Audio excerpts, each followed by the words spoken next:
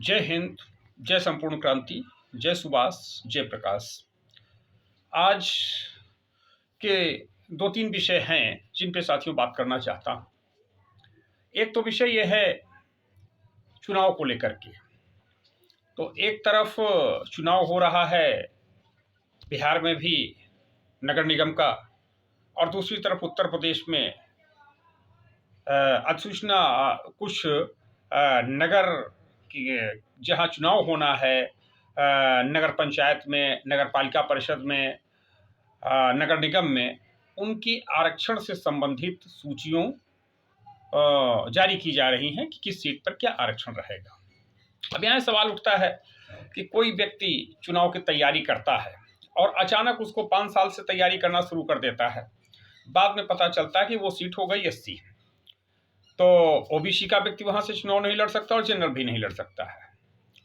उसके बाद तो फिर पता चला कि सीट हो गई ओबीसी, ओबीसी के लिए आरक्षित हो गई। तो जब ओबीसी के लिए आरक्षित हो गई तो फिर कोई एससी का व्यक्ति वहां से चुनाव नहीं लड़ सकता है और कोई जनरल का भी चुनाव नहीं लड़ सकता है। और ओबीसी में किसके लिए आरक्षित हुई है? अगर ओबीसी महिला आरक्षित हो गई है तो फिर पुरुष नहीं लड़ सकता है। इसी प्रकार से एससी में अगर एससी महिला के लिए आरक्षित हो गई सीट तो फिर एससी पुरुष भी चुनाव नहीं लड़ सकता है, ओबीसी चुनाव नहीं लड़ सकता है, जनरल नहीं चुनाव लड़ सकता है। तो 5 साल की मेहनत बेकार चली गई। तो जब ये 5 साल की मेहनत बेकार चली जाती है तो इसमें क्या होता है कि लोग आमतौर से मेहनत ही करना छोड़ देते हैं कि पता नहीं क्या होगा, सीट क्या हो। चुनाव लोग लड़ना चाहते हैं लेकिन वो केवल इस डर से चुनाव में जाने की हिम्मत नहीं कर पाते हैं कि पता नहीं सीट कौन सी आरक्षित हो जाए। तो इसके लिए एक अच्छा फार्मूला है माननीय किरण सिन्हा जी का।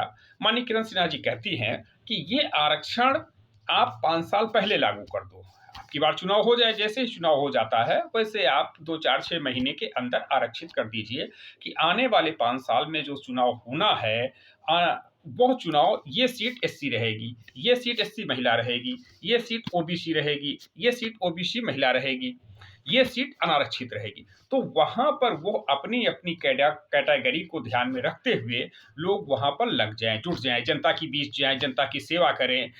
जनता का जहां भ्रष्टाचार हो रहा है ब्लॉक में, तहसील में, जिले स्तर के कार्यालयों में, वहां पर जाकर के जनता के लिए लड़ाई लड़ें। जो उनको शिक्षा की सुविधा नहीं मिल रही है, हॉस्पिटल की सुविधा नहीं मिल रही है, राइट टू एजुकेशन से जो लाभ मिलना चाहिए वो नहीं मिल रहा है, यानी किसी भी प्रकार की उनको पेंशन नहीं मिल रही है, उनको मकान नहीं मिल रही है, मकान बनाने के लिए पैसा नहीं मिल रहा है, राशन नहीं मिल रहा है, XYZ जो भी समस्या है उस समस्याओं के लिए जनता के लिए लड़ना शुरू कर दें। जो लोग वास्तव में जनता की सेवा करना चाहते हैं और जनता के वोटों से फिर सदन में जाना चाहते हैं। और ऐसी परिस्थिति में क्या होता है कि जब व्यक्ति को पता ही नहीं होता है कि हम कल सीट कैसी होगी, तो वो मेहनत करना बंद कर देता है, मेहनत नहीं करता है। उसका सीधा सा प्रभाव ये पड़ता है कि लोकतंत्र कमजोर होता है। तो वास्तव में क्या ये माना जाए कि देश की जो ताकतें इस मौजूदा आरक्षण व्यवस्था को लेकर के चल रही हैं, वो ताकतें लोकतंत्र को खत्म करना चाहती हैं? आखिर लोकतंत्र को नहीं खत्म करना चाहती हैं तो फिर आरक्षण पहले से, जैसे कुछ सीटें हैं विधानसभा की सीट, लोकसभा की सीट, वो पहले से चिन्हित हो जाती है। वो भी हालांकि उसका 20 साल बाद होता है, कभी 20 साल की भी अवधि बढ़ जाती है, तो कम से कम पहले से निश्चित है कि ये एससी सीट है, इस एससी सीट से एससी ही लड़ेगा, तो एससी अपना तैयारी करता है। ये सीट अनारक्षित है तो अनारक्षित सीट है तो वहां से सब अपनी तैयारी कर लेते हैं। लेकिन उसमें तो ये नहीं होता है कि साहब सीट जो है अब आरक्षित होगी। जब विधानसभा का चुनाव होगा तो भाई कि बस सारी मेहनत तो ये करना है कि भाई जाओ लिस्ट देखो, जाके कोई साथी व्यवहारी मिला, मित्र मिला, उससे पूछो भैया क्या हुआ है, कौन सी सीट है, एससी है ओबीसी है। इसी में सारा समय चला जाता है, सारा पैसा चला जाता है। बिना मतलब में फोन करो, जिनको फोन नहीं करना उनको भी फोन करो कि भैया कार्यालय से कोई भी जो है पता चल जाए, कहीं कोई नगर निगम है जहाँ से हो रहा है उसके सामने जो है कोई जो है चाय वाला है, पान वाला है, कोई वहाँ पर स्वीपर है, कोई वहाँ पर प्यून है, कोई वहाँ पे बाबू है, किसी से कोई न कोई जुगाड़ लगाओ, लिंक लगाओ, किसी तरीके से पता चले कि सीट कैसी होने जा रही है। तो ये लोकतंत्र के लिए एक गंभीर खतरा है। इसलिए यही व्यवस्था लागू होना चाहिए जो विधानसभा में है, जो लोकसभा में है, कि पहले से पता है कि फला सीट क्या है, आरक्षित है या अनारक्षित है। जैसी सीट है उस हिसाब से उसके कैंडिडेट चुनाव प्रचार करने लगते हैं। एक तो ये मसला है।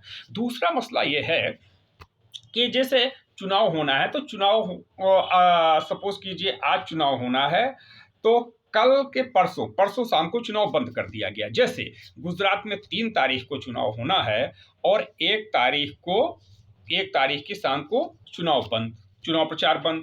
5 तारीख को मैनपुरी में चुनाव होना है, रामपुर में चुनाव होना है, खतौली में चुनाव होना है, तो 3 दिसंबर की शाम को चुनाव बंद, चुनाव प्रचार बंद। तो क्या होता है, 1 घंटे में व्यक्ति को सोचने समझने का मौका मिल जाता है।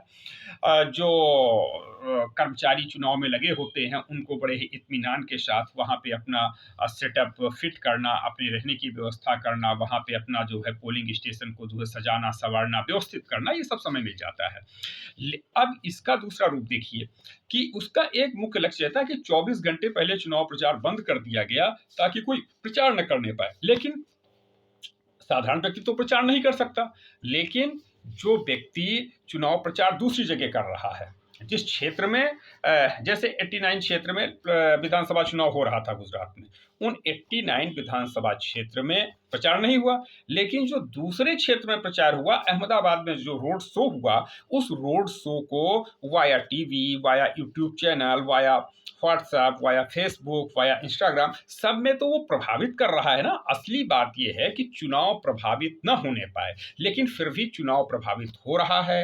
इस पूरे देश में हो रहा है, हर प्रदेश में हो रहा है। अब सवाल ये है कि इस देश के बुद्धिजीवी क्या कर रहे हैं, इस देश का सो कॉल्ड आईएएस क्या कर रहा है, इस देश के तमाम अन्य लोग हैं जो अपने आप को बुद्धिजीवी करते हैं, बुद्धिजीवी कहते हैं, बुद्धिजीवी वर्गों से आते हैं, बड़े बड़े चिंतक हैं, विचारक हैं, नेता हैं, पार्लियामेंटेरियन हैं, असेंबली के लोग हैं, ये सब क्या कर रहे हैं, बड़े बड़े पत्रकार हैं, जर्नलिस्ट हैं, ये सब क्या कर रहे हैं कि जहाँ पक्षपात नहीं होना चाहिए, चुनाव प्रभावित नहीं होना चाहिए, वो भी चुनाव प्रभावित हो रहा है। जो व्यक्ति शासन सत्ता में होता है वह व्यक्ति उस क्षेत्र में नहीं चुनाव प्रचार करता, लेकिन दूसरे क्षेत्र में चुनाव प्रचार करता है।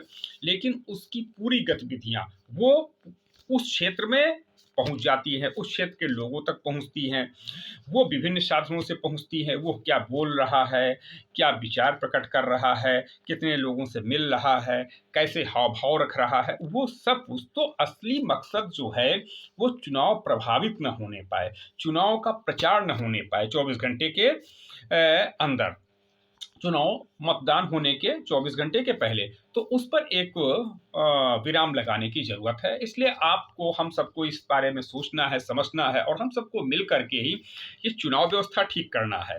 आरक्षण की व्यवस्था नगर निगम में हो या स्थानीय निकाय जो ग्रामीण क्षेत्र का होता है, क्षेत्र पंचायत, जिला पंचायत का चुनाव, अध्यक्ष का चुनाव, सदस्य का चुनाव, और ग्राम प्रधान का चुनाव, तो ग्राम पंचायत सदस्य का चुनाव, पंच का चुनाव, तो इन सब में भी यही स्थिति होती है कि सारा ध्यान उसका चला जाता है कि भाई सीट आरक्षित हुई कि नहीं, पता करो सीट आरक्षित हुई कि नहीं। तो उसमें खुलकर ना वो चुनाव प्रचार कर पाता है, और ना जो खर्चा चलता है वो, ना ही वो खर्चा कर पाता है, ना ही वो जो है एक जो व्यवस्था चल गई है कि भाई कुछ लोगों के मान सम्मान के नाम पर लोगों को खिलाते हैं, पिलाते हैं, जो भी करते हैं।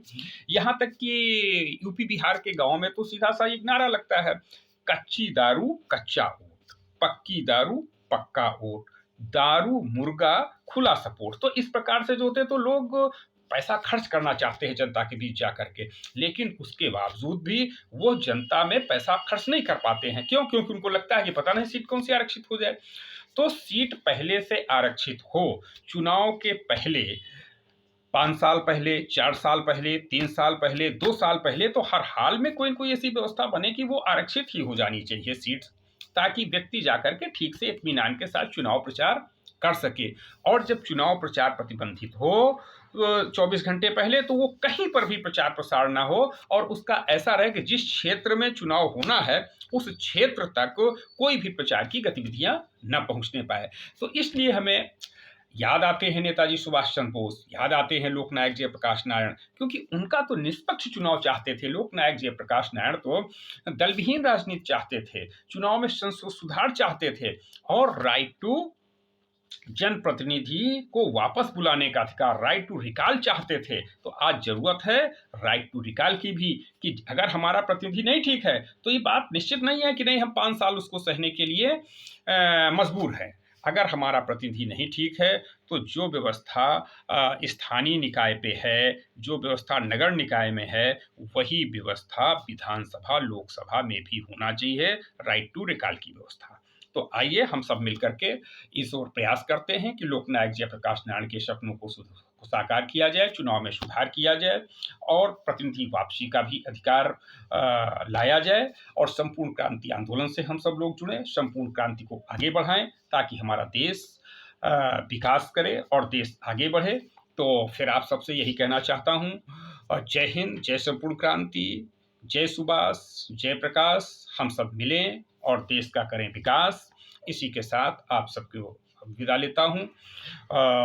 शाम को फिर आपसे भेंट होती है, तब तक के लिए आप विचार कीजिए देश और समाज के बारे में कैसे भला होगा।